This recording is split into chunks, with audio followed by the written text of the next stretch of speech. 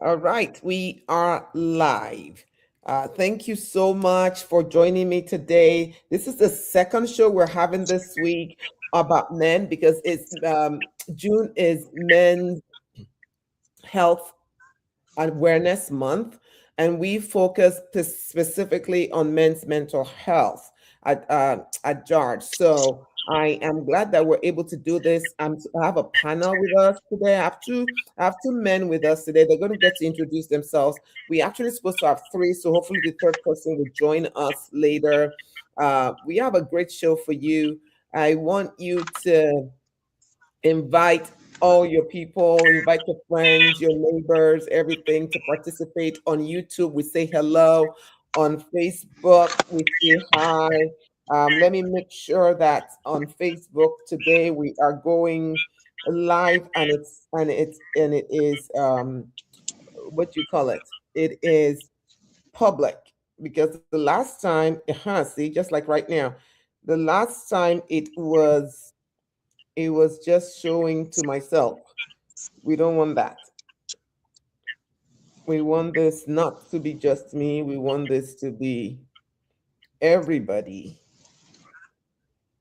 Right. Huh. I don't know why it does that though.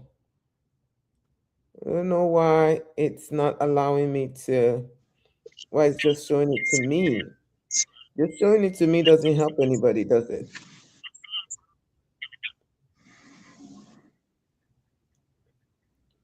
Uh, you know what we're going to do? We're going to copy the link and see. Huh.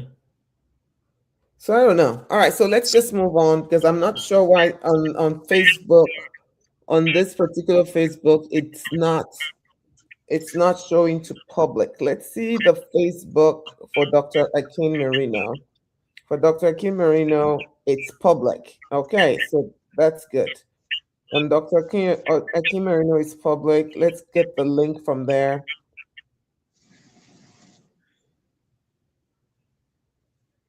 We're going to get the link from here and then we're going to share it. So for those of you who are watching, please make sure you share it. Dr. Ado, you can share it for your in your own space. You can share it. Ambassador Steve, you can share it. So let's all just make sure that our people know that we are talking today, okay? That's what I am doing right now. I'm going to share this here. Is it a formal link? It's just I got the link from my Facebook. So let me see if I can share that for you with you. Okay, Uh, quick, so that I can send it across. yeah. Let me have Esther or being paid to share the link for you guys. But meanwhile, we'll start the show. Thank you so much again for joining me today. I want Dr. Delio and Steve, can you guys introduce yourself? Dr. Delio was here with me last 2 weeks ago. You were here with me 2 weeks ago when we had this very robust conversation about men and their mental health. And here Absolutely. again we are today. So please introduce yourself again to the audience. They probably know you by now. Yeah, thank you so much, Prof. Thank you for having me. My name is Adeoye, Dr. Adeoye David Olusegun from Nigeria, Abuja precisely, and I'm a I'm a mental health advocate and a therapist, and the founder of Broken But Mendable Life Foundation. Thank you. Thank you. I love that. Broken but mendable. Excellent. All right. Steve, go ahead.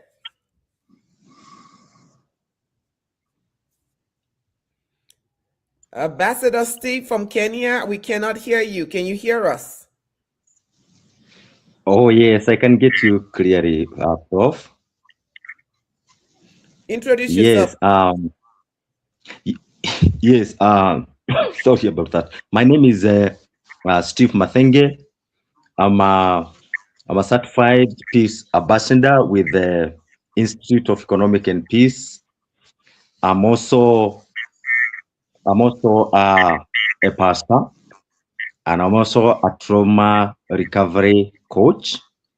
I am also um, a mediator, and I'm also a founder of Debt of Love Initiative, which is an organization that we run to be able to do the advocacy on the areas of mental well-being. I am Mm. from Nairobi, Kenya. Thank you, and Nairobi most in of the house.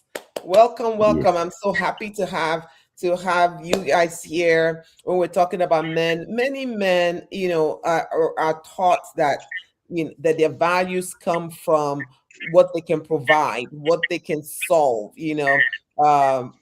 How they can be the head of the house, what they can endure.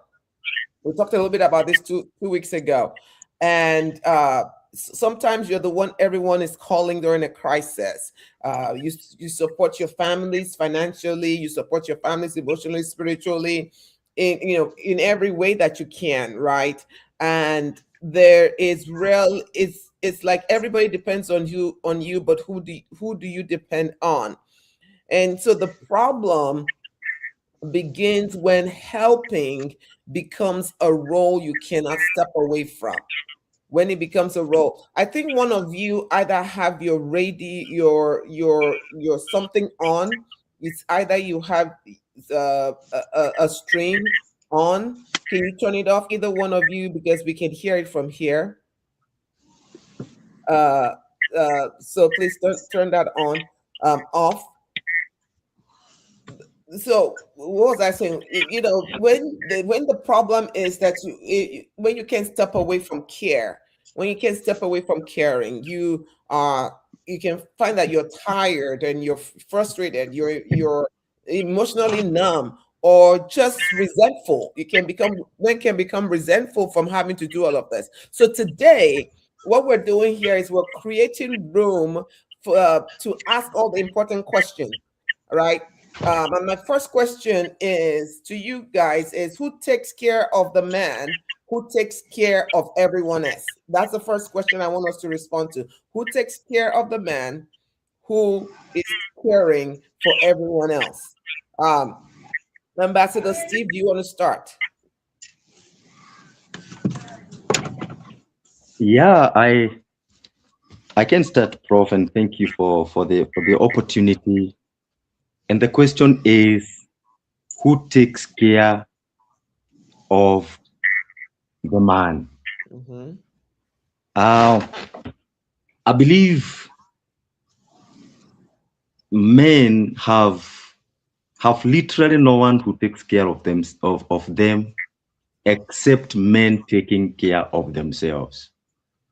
In fact, when I'm speaking to men, I I have come to find out that most men feel that only God, only the deity, and themselves who can simply take care of themselves, because the expectation that is upon man, right from their family, right from the society, and globally at large, it becomes impossible for anyone to even believe that man sincerely needs help. And that is why all the challenges and all the questions and all the demands, they come to man. So man seems like himself is a solution to everything. And as such, there is no one who can take a question to the solution. So Mm, what happens is that man has to fight out his own way. Man has to man has to find his own way out when he needs and when he desires help. So me, I can say without an iota of doubt that no one takes care of man. Man has to decide. Man has to be intentional. Man has to prioritize helping himself out of every fix and every place he finds himself in, wherever he has something that he requires to get out of these burdens. So man has to be the one getting a solution for himself on in this regard. Wow, wow, wow, Steve. Nobody takes care of the man. The man has to take care of himself. Oh my goodness. Oh, well, hold on. We have Mr. Silas here. Silas, introduce yourself before we move on, and then we'll catch you up. Silas, can you hear me? Okay, looks like he's frozen. So let's move on. Dr. Adeoye, do you agree with Pastor Steve here? Do you agree? Exactly, exactly. Um, no one takes care of the man because we men, and that's why we are having that conversation today.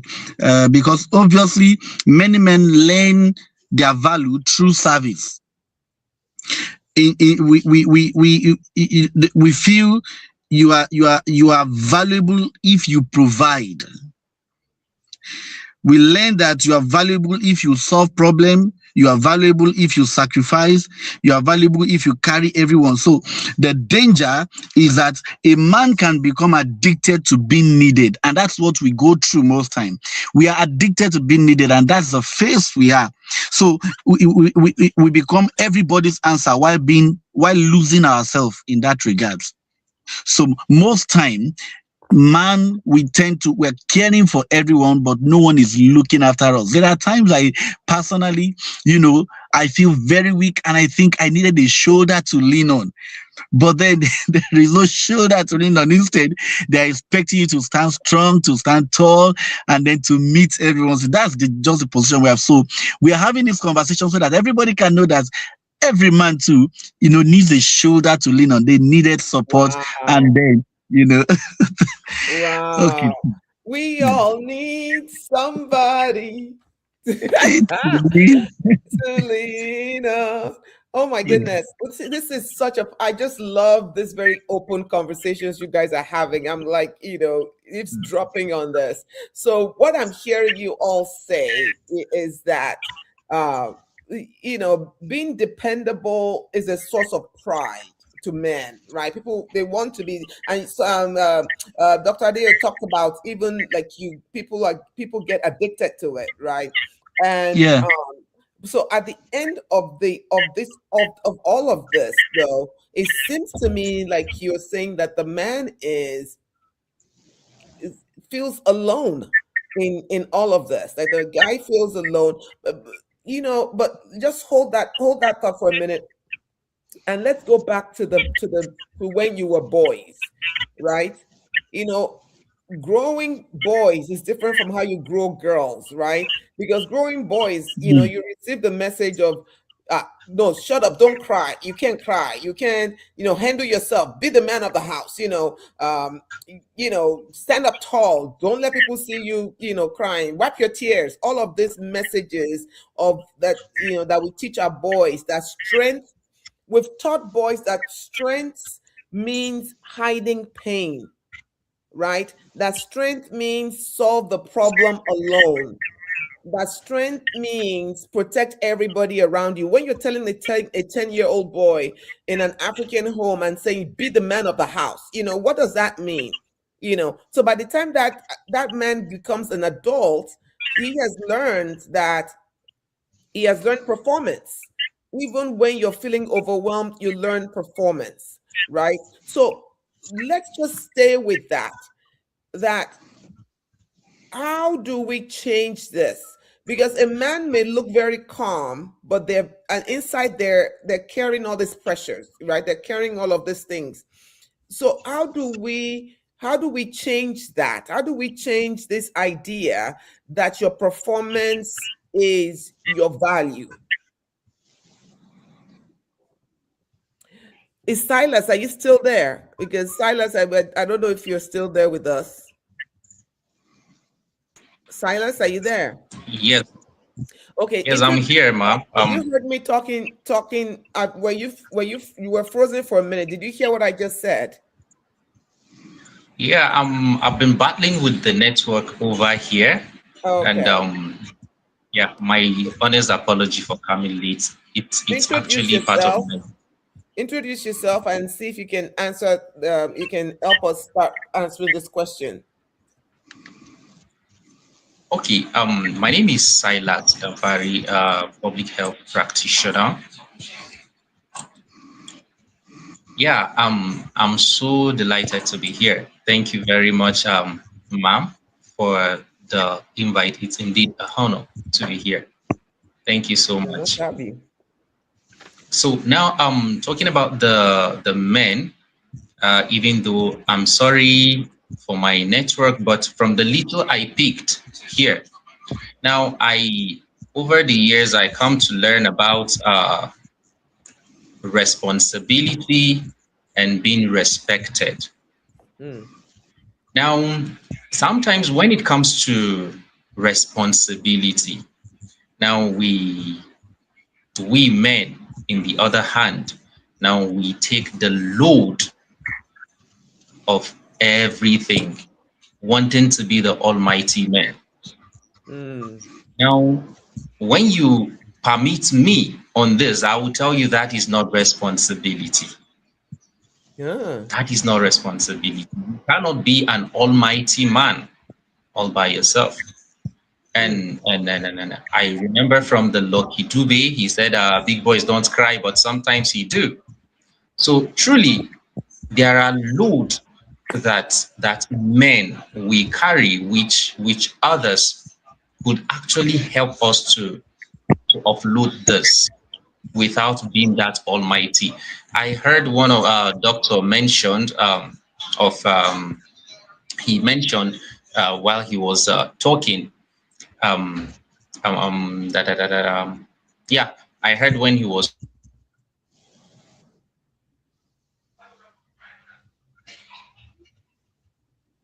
the the African network will get you every time. Ah, all right, let's move on. Pastor Steve, are you there? hello, can you hear me? Oh, okay, you're back, Silas. Okay, finish. Hello. Okay, wrap. Yes, round up. We can hear you. Okay, I heard when he was talking about pride. Now, these are some of the things. Now, there's this popular saying that says pride goes before the fall of man.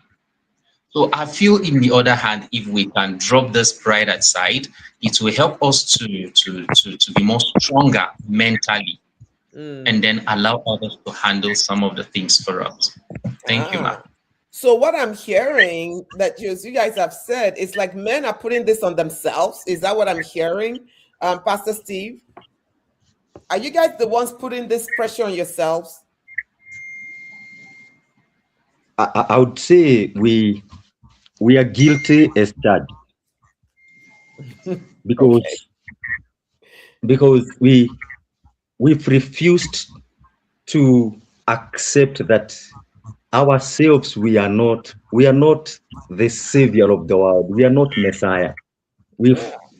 we've refused to accept being vulnerable, meaning that we have decided as men that the the societal or cultural burden upon man and expectation that saying no or saying I'm not able, it's always it's almost makes you look weak, makes you look irresponsible, and Wow. therefore, without the weight of expectation that has been laid upon us, we really don't want to cry out for help.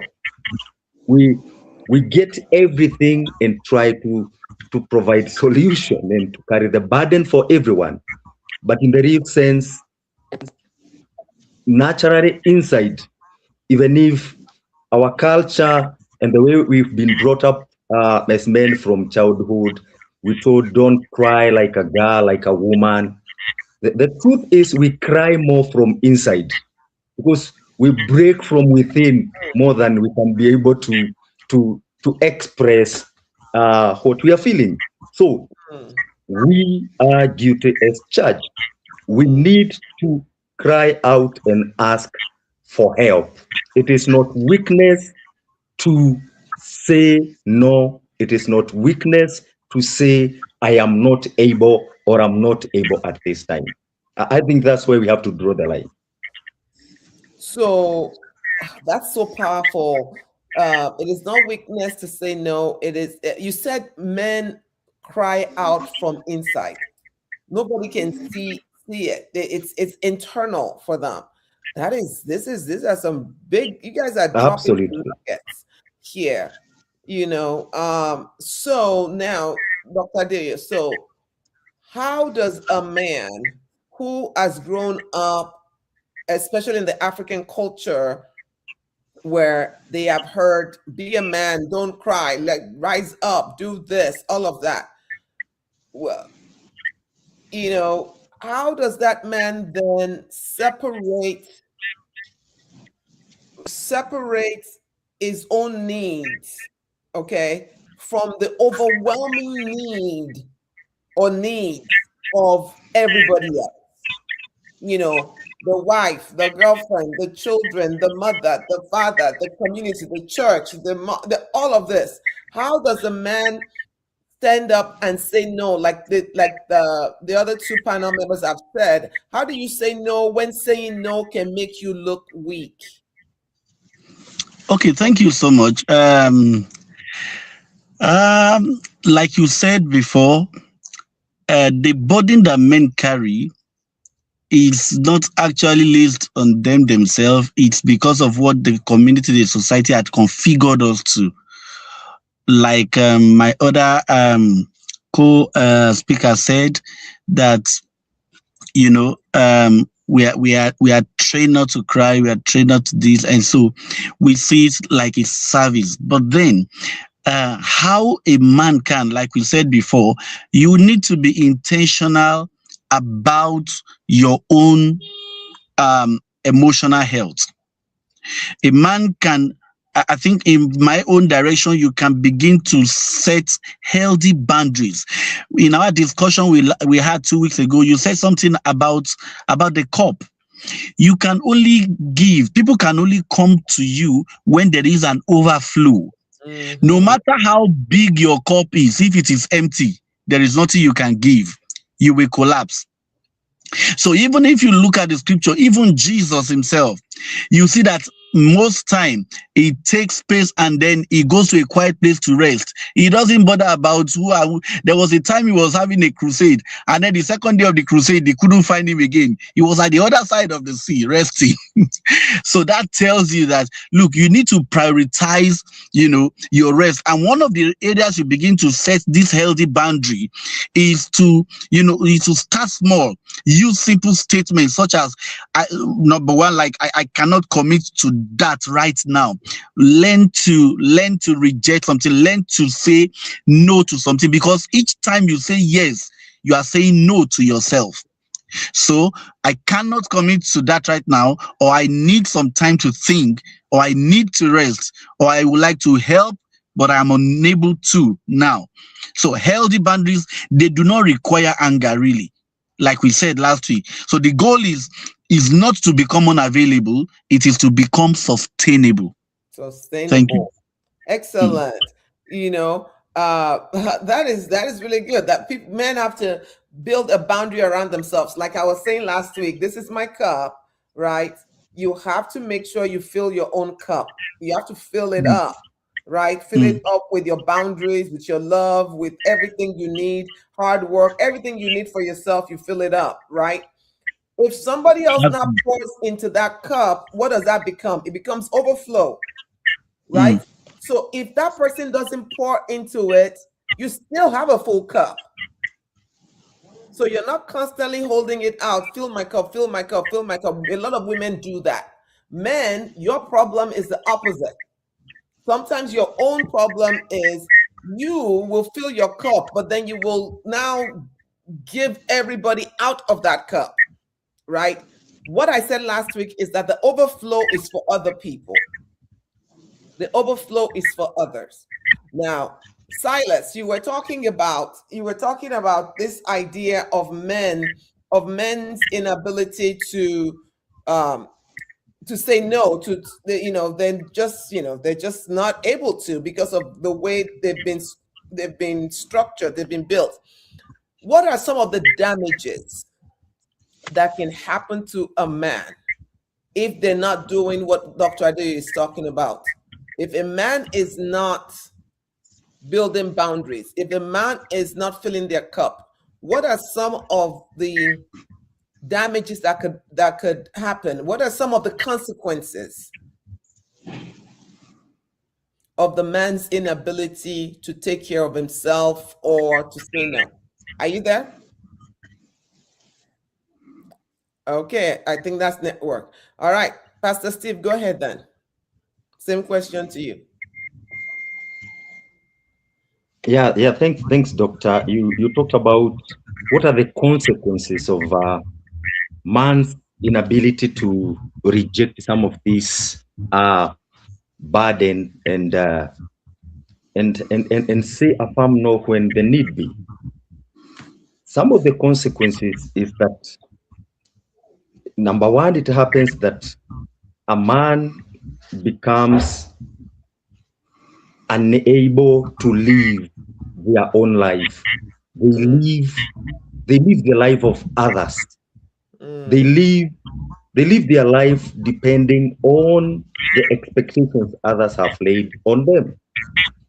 And when you live your life depending on how people or the society or the world or the community expect on you or about you, and you are not able, you definitely cannot avoid, either you become bitter, you burn out, and you don't also become productive even in the very areas of your life which you just naturally, without effort, you can be able to be productive, because you're carrying excess. And I think the reason for that is because uh we say man has been man is a product of creation. His created mandate, and the cultural mandate is for him to accomplish, and also, number two, for the possessions that he can have. So that cultural mandate and the created or the creative mandate from God makes that man feel like, I have to do what I cannot do. So when you are not able to do that because of that over expectation, you definitely has to become a victim of burnout, and consequently the same responsibilities that you were looking to be able to accomplish, you become non-productive. I would say those two things are they are the consequences of not being able to reject some of these things. Wow. So you basically, at the end of the day, what I'm hearing is trying to please and trying to do all of these things. At the end of the day, you might become uncreative, unproductive. Obviously, it's almost as if you are getting the opposite of the intention anyway, because Yeah. you're wanting to be everything to everyone, because you want them to see you as alpha. You wanted them to see you as productive. But what I'm hearing is, at the end of the day, that actually will stifle your productivity. It stifles your creativity, because now you're overwhelmed. Yes. And we know what happens when you are overwhelmed, right? So let me then ask this. There's the opposite, there's the other end of this, where the man that you guys are describing is one that we're having compassion for. Now we're saying, oh my God, we want this man to have boundaries, we want this man to help himself and do this.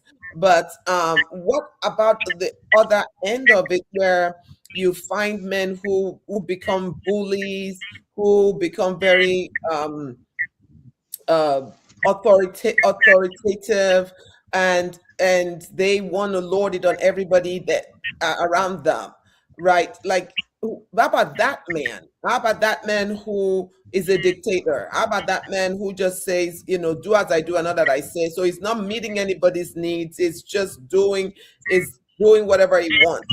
How does that factor into what we're saying? Is this man also this man that is very caustic, this man that is up, that just seems very negative? Does it have to do with an inability to say no? Do you see a correlation in this man too, David? Okay, if I get that clearly, you're talking about you know uh, how do I put it now? I didn't get that clearly. Okay, so I'm talking about, the man that you guys are describing. The man that you guys are describing looks to me like the guy that is hard, is hardworking. He wants to please everybody. This man, Okay. this man has a heart to do, to be alpha and everything. And we feel compassion for this man. We want this man to heal. We want this man to have boundaries. And I'm saying, Yeah. how, on the other hand, when you have men who are very caustic, who are very aggressive, and they putting people down, they just it's about me, myself, and I. Do you think that man is manifesting the Oh, same okay. the same is the reason why he's doing that is also rooted in this alpha male syndrome that we've talked about? Okay. Like we said before, for the men, I would say you don't have to set yourself on fire to keep everyone else warm. Okay. And at the same time, a boundary is not a rejection of people, it is a protection of purpose. Hmm. So if a man is on that other side, that one is not protecting purpose. He's already rejecting people or loading things on them. Uh-huh. So that's another crisis on its own that needed attention. Because yes, even though we said you know take your space, have your space, but you should know that there are responsibility there are responsibility that you must need. But what we are saying is that we are not running away from that responsibility. We are not shifting responsibility. We are not pushing blame on people. We are saying that, okay, I have a purpose. I am protecting my purpose, and then I'm protecting my boundaries so that I can bounce back to meet up the needs and the things that I need to do for my family or for my people. So it is not shying away from what you need to do. So at that extreme, that other person needs help Mm, itself. Okay. mm. Yeah, because I'm thinking sometimes we get the lessons we get from society, that we get from families, can turn men into different ways. There is a behaviorist called Watson. And Watson is the father of behaviorism. If you've ever Mm. known anything about behaviorism, Watson is the father of it. And one of the things Yeah. that Watson said was, give me children from anywhere in the world. All right. So give me any kind of children, and I can turn them into presidents, into thieves, into bankers, into robbers by just changing Mm. their environment. So Watson Yeah. is talking about the environment is very important. And so I'm thinking that some of the ways in which men have learned to become who they are is because what they've learned they see in their fathers, they see in the people around them, and so they decide that this is what I'm going to become, right? Yeah. So Exactly. I guess my because we need to see what is responsibility and what then is going overboard, right? Okay. Let me say something to that. Like you said, the environment we grew up from had a lot of impact in what we become. Like I said before, the adult we all become is a function of our childhood, and which the environment actually, had a lot to do about it. There is a case that I had at hand, some few years back, because this guy grew up in a royal family, and then because of the reality, they are asked, they have servants, they have everyone around to command around, and they are taught not to do some certain things, just engage the slaves and all that. So eventually, when he got married, he was still in that particular euphoria, Mindset. and so he was living, Uh-huh. yeah, so commanding the wife, using the wife like a slave. Okay, and so at a point it become a lot of issues, because this lady was not coming up in that part. He feels marriage is all about union, relationship, understanding one another. But now I'm married to someone that controls me, that controls everything I do and all that. And at a point it was a lot of issues, because it led to a lot of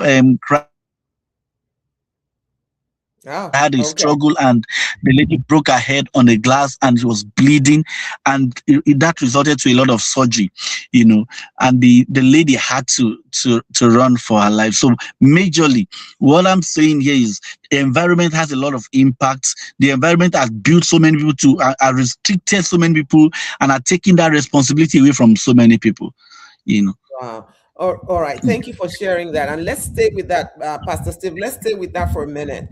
Because if your environment, if you become a product of your environment, all right, sometimes because we become a product not just of our environment, we become a product of environment, of the friends that we keep, of the society, of so many things, right?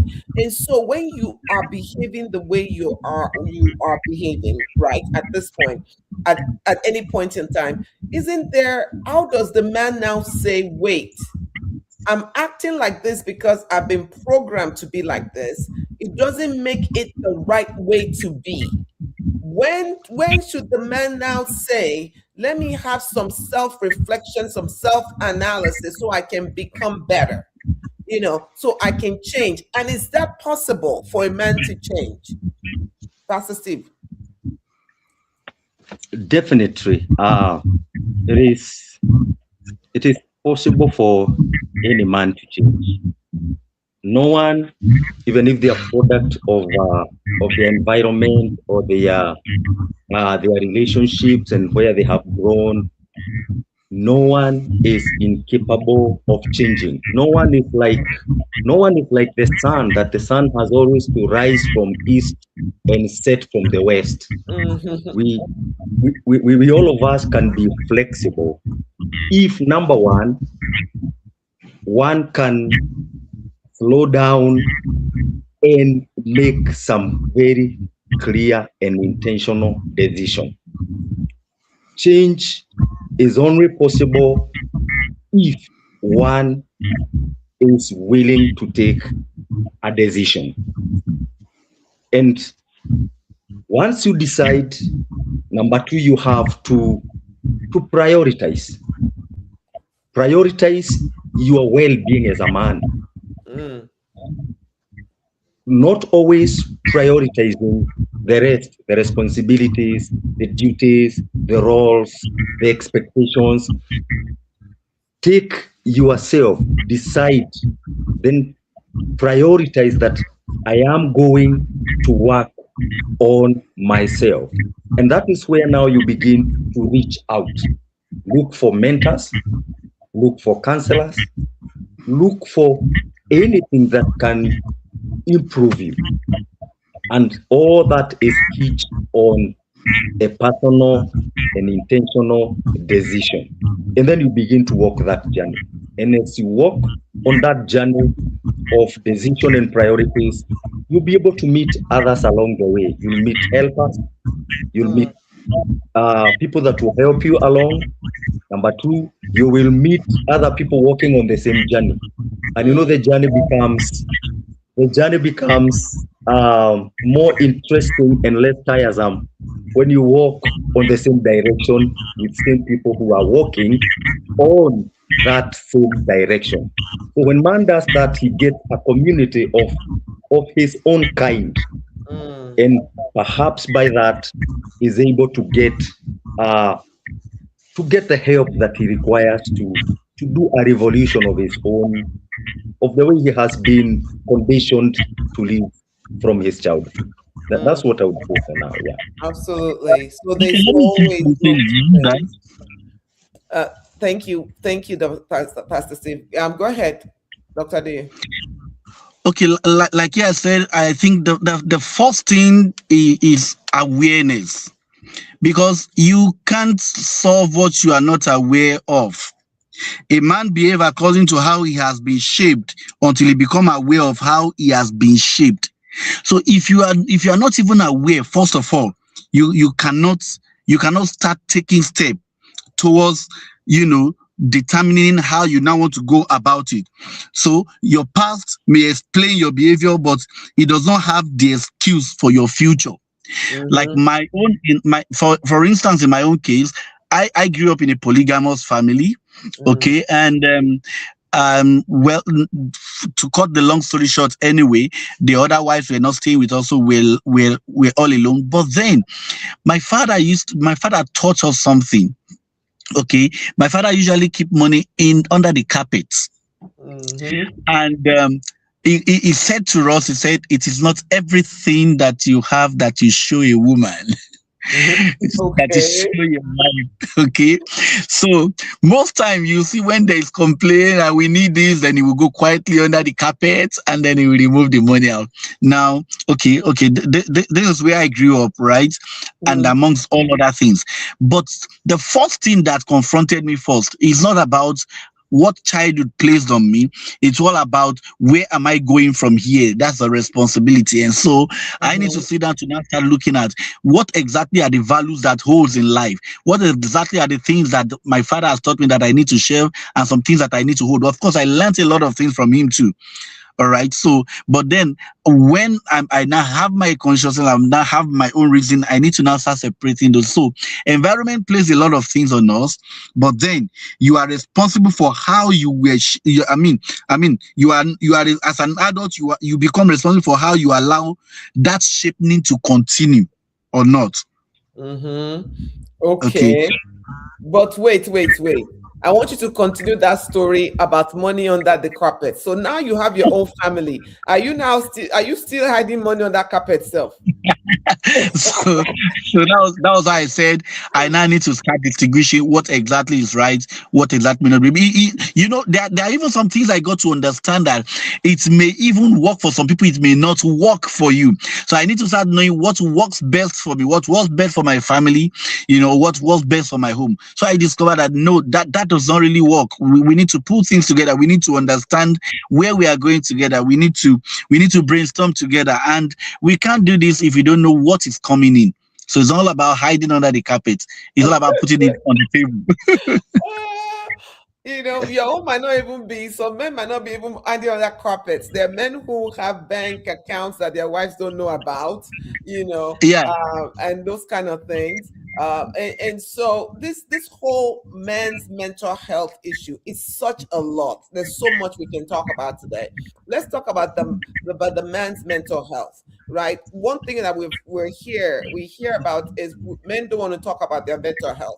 Men don't want to talk about their mental health. However, I'm not sure that is really true. I think they just don't want to talk about their mental health with the rest of us. They want to, are men talking to each other about their mental health is what I want to ask. Let's start with Pastor Steve. Well, that's good, and Doctor just made me laugh. And from the culture I come from, they say they say you don't show your wife or your woman both armpits. So meaning you have to hide something in one armpit and only show one as you are giving out. Yeah. They feel women spend to the extent of what they see with you, or they create their budget around what you have. So you must have a reserve. It's true. It's quite funny. But coming back to doctor's question, if men are talking about their mental health issues and they are willing to do it, I would say on a smaller scale, because of the awareness that is currently happening, something is improving, and men are beginning uh, to get the the realization that if they just keep everything to themselves, that's how they are collapsing, and Mm, they are contracting diseases that are mm, killing them even prematurely. mm, So, but for men, even as they do that, because you find them speak uh, in their circles, before now the man opens up even to a fellow man, because man feels judged from every quarter, from every angle. mm, They feel judged by the world, by the community, by the church, by their family, their children, by their neighbors. So mm, that's what has held men for a long time not being able to speak about their own mental health. You mm, find man opening up slowly by slowly to the friend they have chosen to be vulnerable. And most of the time you find them, they are opening up to a man that is undergoing or has been through the same storm. That's when you find them feeling a little bit safer to talk about their mental health issues, but mm. not to a larger extent until they find a safe space to do this. Oh, wow. So a safe space. Okay, thank you for bringing that up. A safe space. Where is a safe space for a man? Where is this safe space when you're talking about mental health when it comes to the when it comes to men, what is a safe space? When do you what where do they go for help? Well, what creates that? What are the characteristics of a safe space? Does that make sense? Dr. Adelia, go ahead. Dr. Adelia, are you there? I think Okay, hello. oh, Yeah. okay. I thought we lost you. Go ahead. Okay.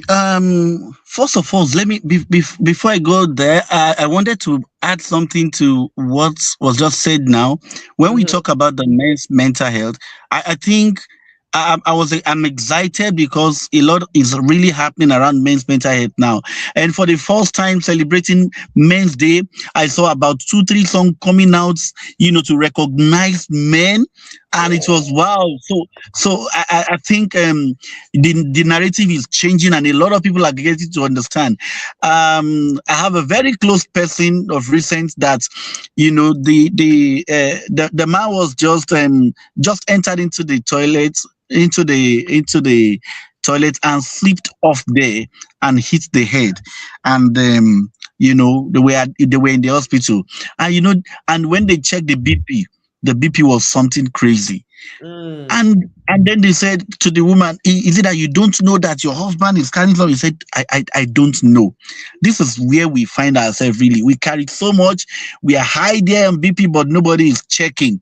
We are mm, busy checking others. So we are talking of space. When we talk of safe space now, we are not talking of our workspace, and we are not talking of just it could be a safe space, could be a relationship. mm, A safe space could be it could just be an environment you can just go to, where you think you can be honest with yourself without fear of being judged, without being ridiculed, or having your vulnerability used against you. mm, That's a safe space. It is where a man can stop performing and start being human, you know and this is actually so I don't know, because some men, your safe space could be a relationship, it could be a friend,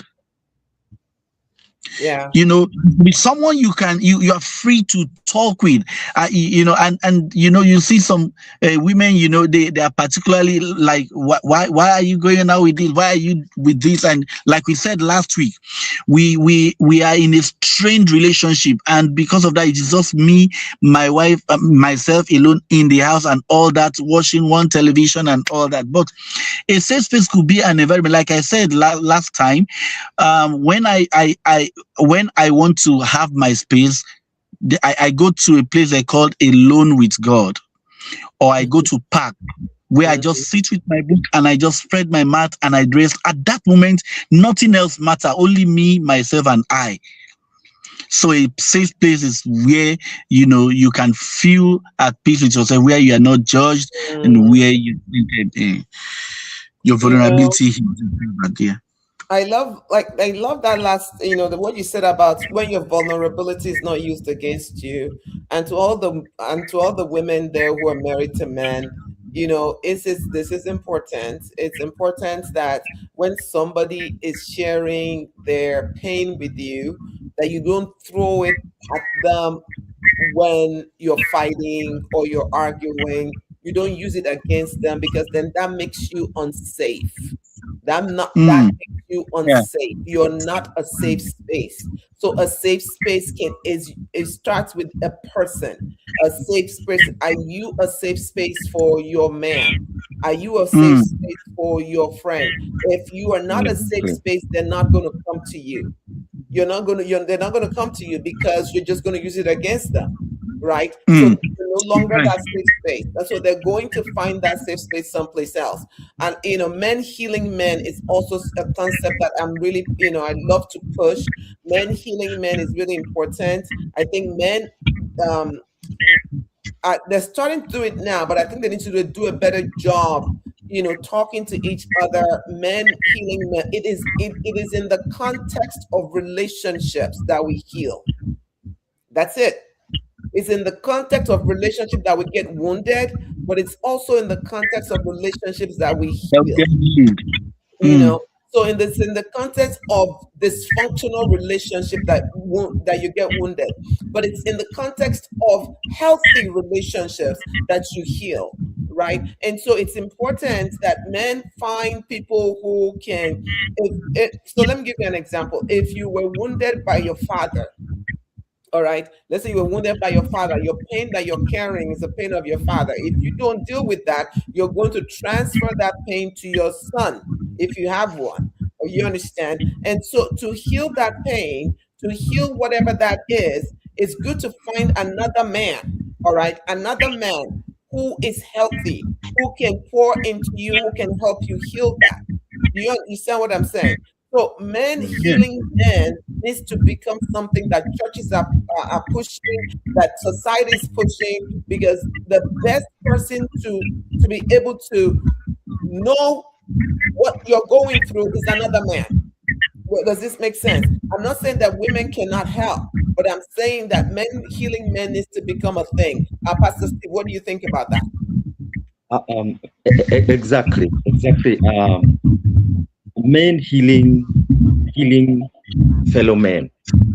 Like in the space I am, as a religious leader, I've I found out there is a program we call a table of four, where you let men choose four. A man choose three other men to make a table of four, where they feel you don't choose for them, but they feel like so and so can understand the journey I am going through, Hmm. probably because they have been there before, and from there they are able to open up to organize what we call in this part of the world, we call it nyama choma, whereby you slaughter a goat, and they have a space now. They're able to talk about their issues. Mm, Um, but going a little bit, I would say I feel like the first line of defense for man has to be his woman, is because woman. that's the person you're doing life with. This the person you have to be naked and not ashamed with. And if our women can be able to be taught what men expect from them, because sometimes we are not able to express fully, because these are the same people who are looking at you as their solution and as a solution to everything. If women are enlightened on what men goes through and how to handle them. Like for example, let me be bold and vulnerable enough. I Yes. on several occasions I've told my own wife, please, when I say I am tired, just accept, validate me like I do to yourself, because it's me who knows what I'm feeling. If I say I'm feeling bad, I'm feeling low in mood, your first reaction should be, oh, what happened to you? Not bring out a statement that makes me feel judged and makes me coil inward, and I'm not able to express myself. Absolutely. A man that is able to express, let me say, men learn communication from their family, from your wife. If men are going to be able to communicate how they are feeling, or how they are feeling their day is, or their life is going, they can freely express that without being judged. But rather feel, first of all, they will get validated, will be able now also to open up to fellow men. Without that, man, even when he goes to those social groups and events, you find himself just calm and not able to talk, because he doesn't know whether what he got at home is what he's going to get from these other people. Yeah. Yeah. I like So that. go ahead. I like that angle you're talking about one men's group and all that. Yeah, let me add this also. You see, like I said, in a religious circle, most time when I speak, I see a lot of men have been handicapped. Many of us, we are masked. We can't speak because most of the time we often tell men, when we tell men to speak up, we tell men to speak up, and when they do, we are prepared prepared to listen without we judge them, or how do I put it? Many men have opened up once and they met with comment like, be a man. There are even some, when you are talking, I've spoken to some before when I was going through some crisis, and then the next thing I made is, you better stop complaining. Others have it worse. All these type of statement can shut a man down. And so I see a lot of us in the church, or in our religious organization, we keep mute because we have had experiences that make it harder for us to speak again. So it is very, very important. There are few men that I now came to partner with in the church, because I knew that they will not judge. We must come to that position where we are free to air our mind without being judged. You hear some pastor tells you, oh, brother, your sins must have been too much, or why do you do this? We judge too quickly without getting to too know. much. Yeah, Sorry. we judge too quickly. I Oh my remember God. this story. I hope I'm not taking the time. I remember this story in the scripture about what's the name of Judah. Judah met a girl on the street. He thought he was an harlot. He didn't know that he was, the in what's it called now? In-law, what? No, the wife of our son that died. What do they call that? He didn't know. So the girl disguised like an harlot on the street, and Judah went into her, got this girl pregnant. And when the girl showed up in the house, Judah was the first to judge the girl. Where did you carry pregnancy from? Because my son is dead, so you have been sleeping around. And so they wanted to castigate this girl. Thank God the girl had the staff of Judah in her hand, the ring of Judah. And he came out. He said, the man that has this staff, the man that has this ring, is the owner of this unborn child inside me. and Judah fell flat. But so this is the case of many of us. We judge because our own is hidden, because our secret is not exposed, and so we are quick to judge others instead of us to show compassion, to show empathy. So I want to say this: men don't judge. I mean, men don't just need a voice. We need an audience that is safe enough to hear us. So if we want men to speak, we must first create that place where they don't have to wear a mask. Thank you. Absolutely. So just to combine both things, if Ambassador Steve is talking about, your wife is your first line of defense and your first line of relational, interaction, that means that the wife must be a safe space for the husband. But we also all know that people come into these marriages with their own wounds. They come into this marriage with their own baggages, right? And so sometimes what you're wanting that woman to be to you, it's not that it's not that she doesn't want to be it for you. She cannot be it. Okay, so what I mean by that, if you're married to a woman who has never learned how to be, has never learned how to just let down her guard. She's never learned how to be vulnerable because she had to grow up in a home where she had to be tough. She had to stand against people who tried to rape her or sexually assault her. She had to fight her way into this. So she comes into this marriage and you love her, you love the way she looks and everything, but she comes into this marriage and immediately you come and you say something, her guard is up, so instead of her being a safe space to you, she starts spitting out her stuff. And this is what I tell couples all the time. It's not about the two, it's not that the two of you are not good for each other. It's that we are carrying so much pain and each person needs to heal.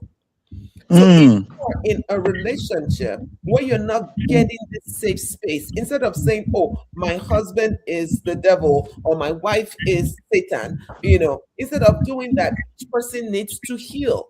And sometimes you need to heal separately. Sometimes you need to go get your own healing and he needs to get his own healing so you can come back and then, heal together. Because a lot of what we say is good on paper. Like a lot of what we're talking about is good on paper, but when it comes into action and into real practicality, you find that it's not there. And this is why I also suggest that every man should have somebody they can be open and vulnerable with, even if it's not their wife. And I'm not talking about another woman, another man, because you need somebody to be able to tell you, "I've been through that," to give you those wisdom. Whatever happened, I don't know. You guys answer. Tell me if I don't know it. Whatever happened to the older man helping the younger one through things like this? I used to watch a series, a Turkish series, which I love so much. It's called, oh, I can't remember the name of it. Eturo. Eturo is the main actor there, but it's a Muslim, it's a pretty Muslim thing, but it's about the history of how um, the Turks, developed, right? But one of the things I loved about this, that's what I watched during COVID. One of the things I loved about it was the community. I love the community. I love the way the older women help the younger women. I love the way the men all gathered together and they shared their stories. They were not afraid to share their wounds and show their wounds, and they will speak into each other's lives.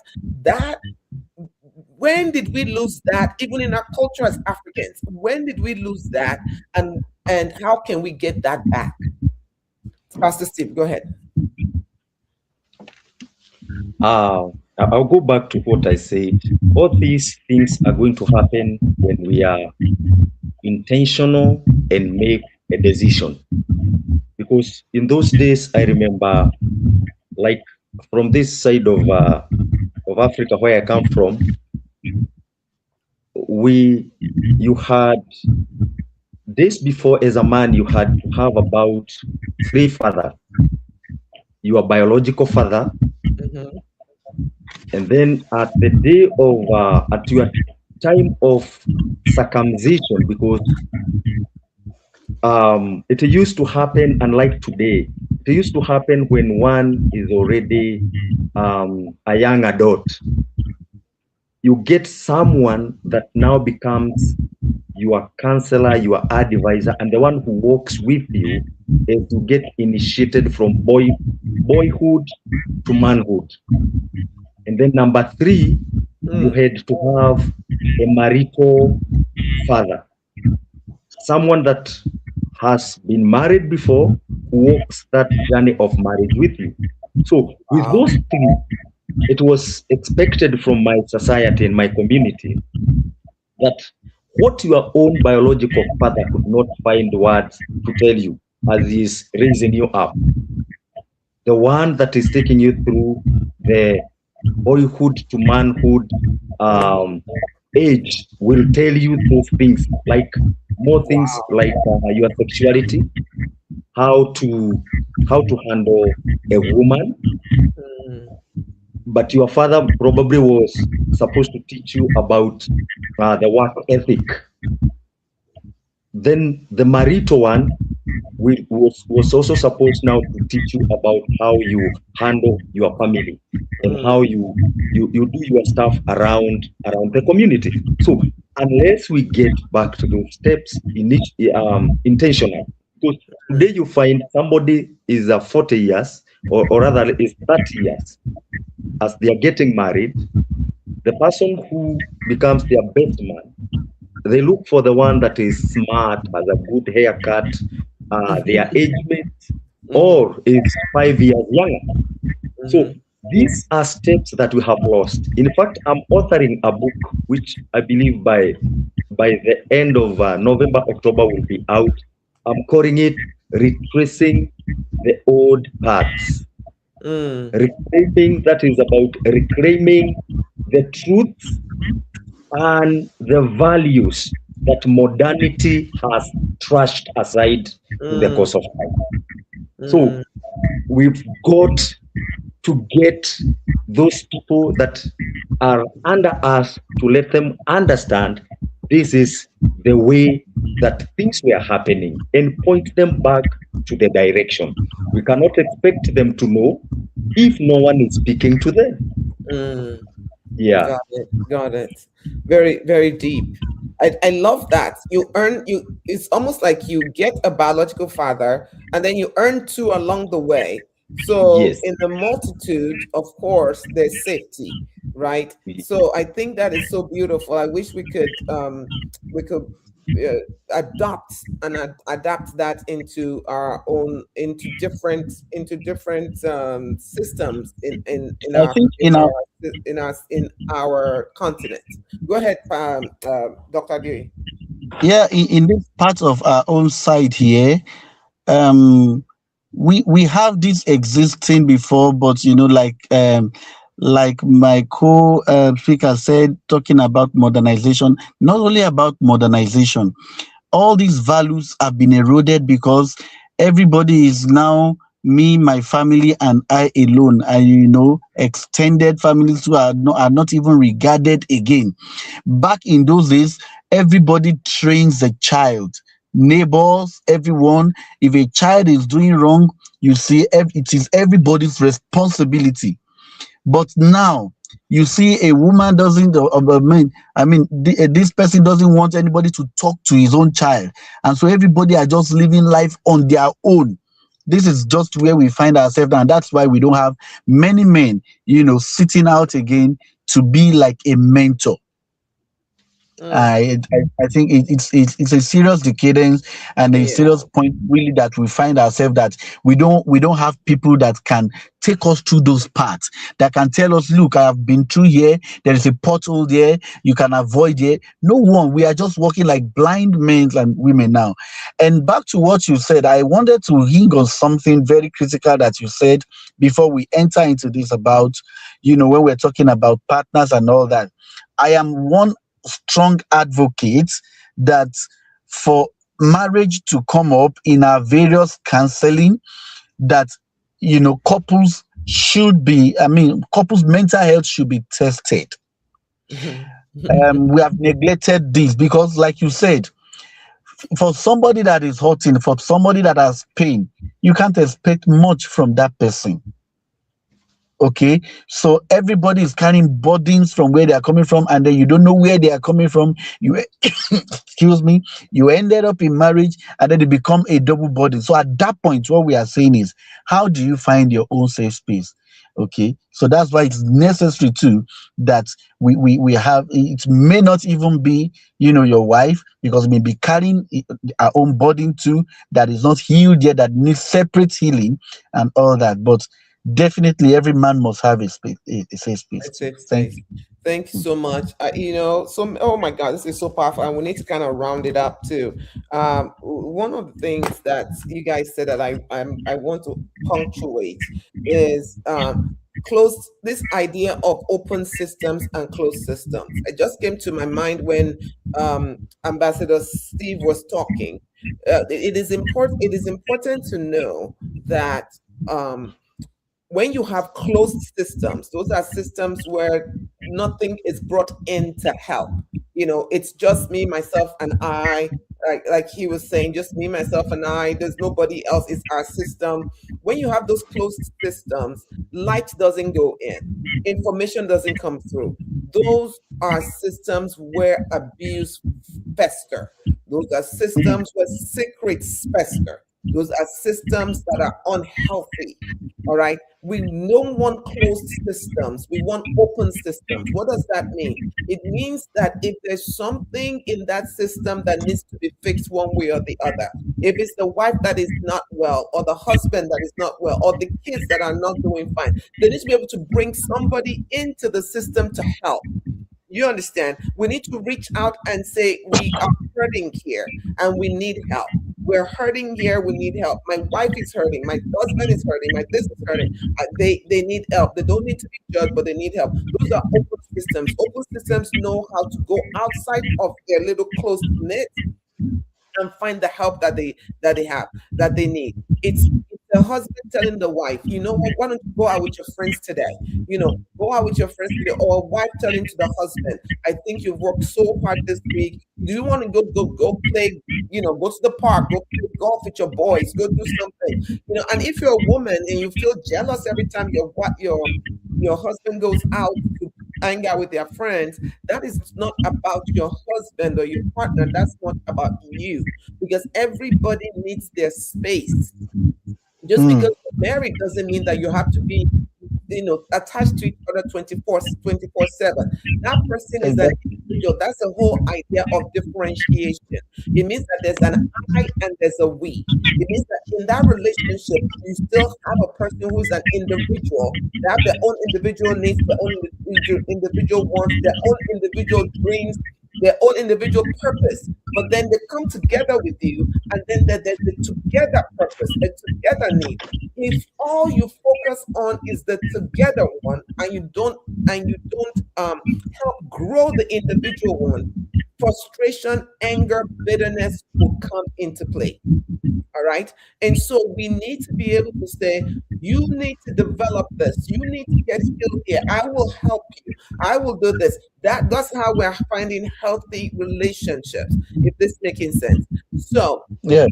for us to close this out, because there's so much we can talk about. Oh my God, there's so much we can talk about. There's a question that came in, and one of the questions that I was supposed to ask you is, why men, this about sex, and the question is, men at some point in their relationships are no longer being sexually intimate with their partners. All right. And like, what should they then do? What should they do when the woman is saying, I'm busy, or when the woman is saying, I'm angry, when the woman is saying, I'm tired, when the woman does not want to be sexually committed to, in that relationship? Should the man force the woman? Okay. Should the man force the woman when she says no? I want to hear what you guys have to say. When she says no about what? About sex. When she says no, Oh, okay, I don't want okay, to have sex, should the man force the woman? okay. Okay, who's Definitely, answering this first? yes, definitely, I would say no. If she says no, it should be a no, because every man needs to understand, even if you are married, that there are some things that have to be consensual. She has to consent. You have to understand why she has said no. And then, if she is your woman and she said no today, there is tomorrow and the day after. Thank you. Absolutely. Thank you for that. Go ahead, Dr. Adeyi. Okay. Like I said, it's a no. A man should not force a woman to have sex after she says no. What you can do is to have an honest conversation about what's going on. Because before a woman can say no, then a lot, when there is a lot in the mind of a woman, sex is not even in the picture. So we need to know, have an honest conversation, what's really going on, and then try to um come into that and make sure he's emotionally fit, and then the mind is there before. So it's a no, I think. So I'm so glad that we're having the conversation because people need to hear this. Because a lot of not a lot, there are some men who feel, especially religious men, who feel like uh, your body is my body, that's the woman's body is their body, and so then they decide that if you say no, they're going to still force themselves on you. But it is still consensual. This it still has to be consensual. Either you've been married for 10 years or 1 year or 40 years. It's still consensual, which means that Mhm. the woman still needs to consent. It is a continuous consent. And so, if you are that man who is feeling frustrated, because it looks like I'm frozen, but I'm sure you can hear me. Um, if you're that man who is feeling frustrated, what should you do then? If you're frustrated because this woman keeps saying no to you, what should you do? All right, who wants to go first on this one? Pastor Steve, go ahead. Repeat the question again at the If end. you are that man who your wife keeps saying no all the time, what should you do?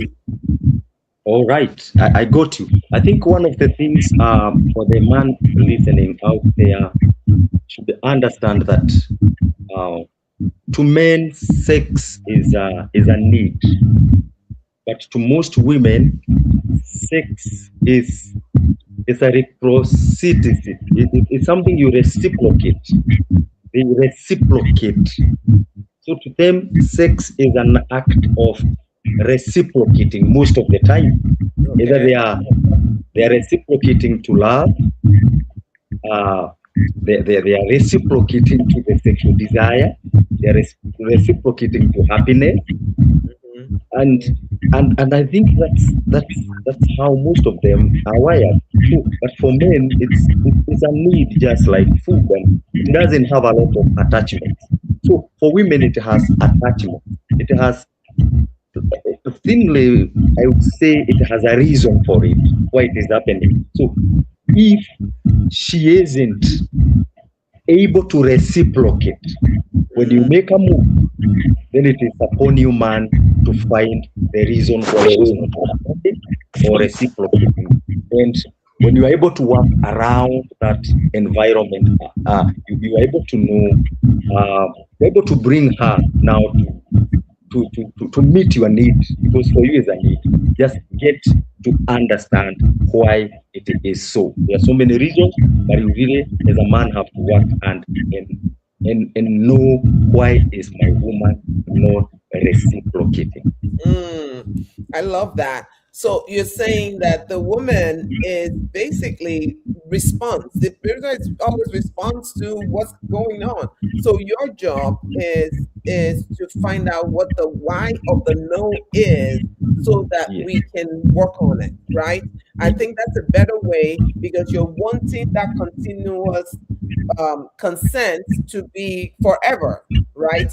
And so it's not a matter of getting angry, it's not a matter of getting angry. It's not a matter of being violent. Because let me just say it again: if you force your wife to have sex with Mm. you when she's saying no, that is sexual assault. That is rape.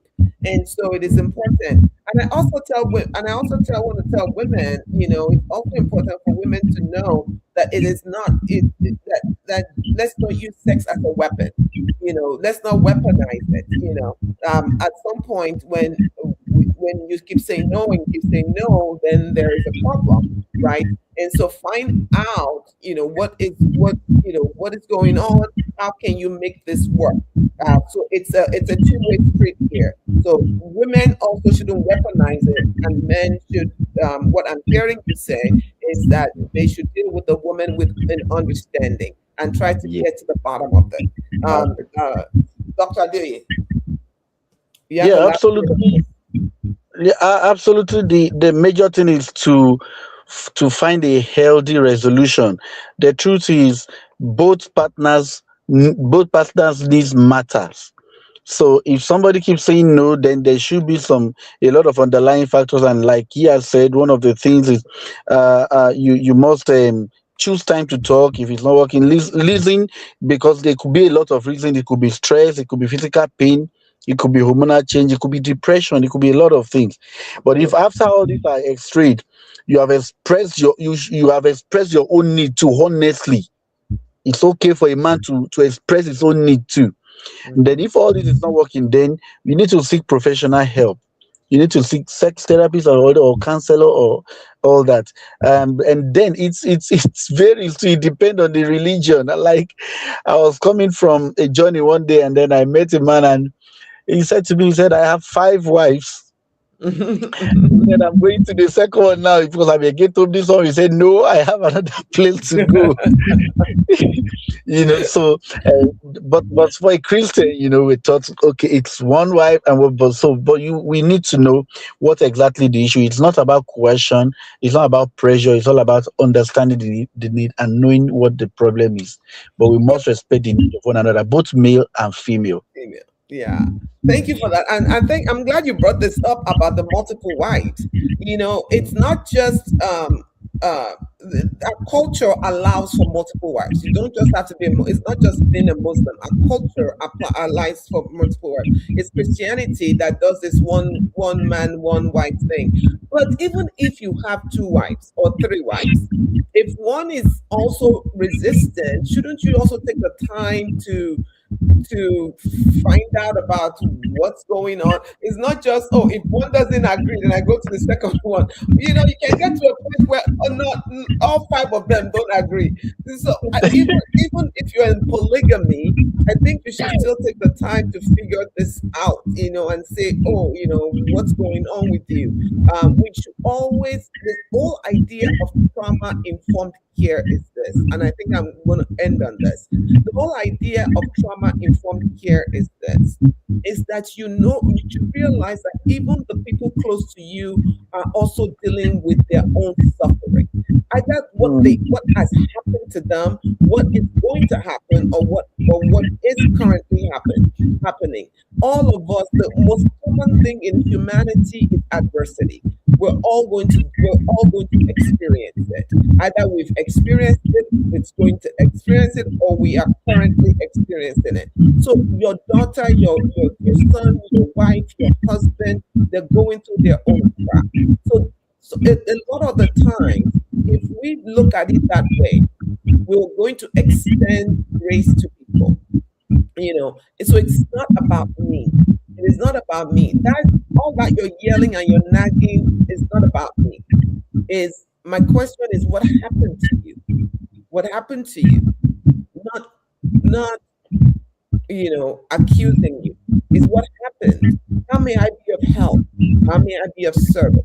And sometimes you might need to remove yourself so you can get the help that you need, right? That's the extreme case where you need to remove yourself because your presence there can really damage, you know. And but it doesn't mean that we remove the hand of grace. It doesn't mean that we remove the hand of compassion. We're constantly compassionate towards each other.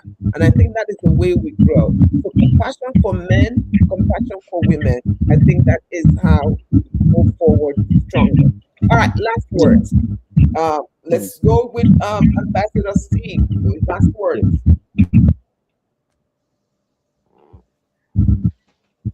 Yes, please.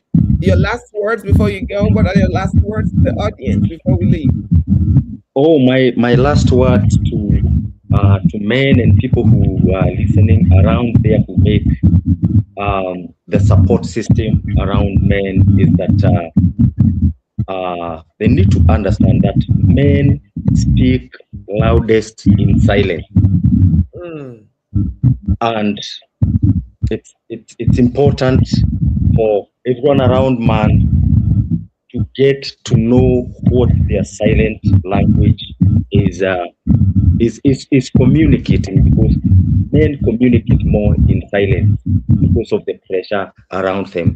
But now to the men, it does not have to be so.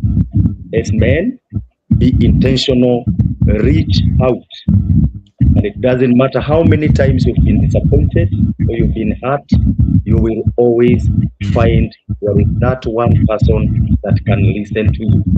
Don't make, as a man, your life to be so commercial and so agenda oriented that if someone calls you and tells you, "Hi, John, I need to see you," please don't figure out what the agenda could be or what the commercial gain could be. Just be like the women. If they get that call, they get to know. They don't want to know much. They just get out to go out and relate. Let's not be so much as men agenda commercial oriented. Let us also work hard and be relational. Thank you so much. relational. I like that.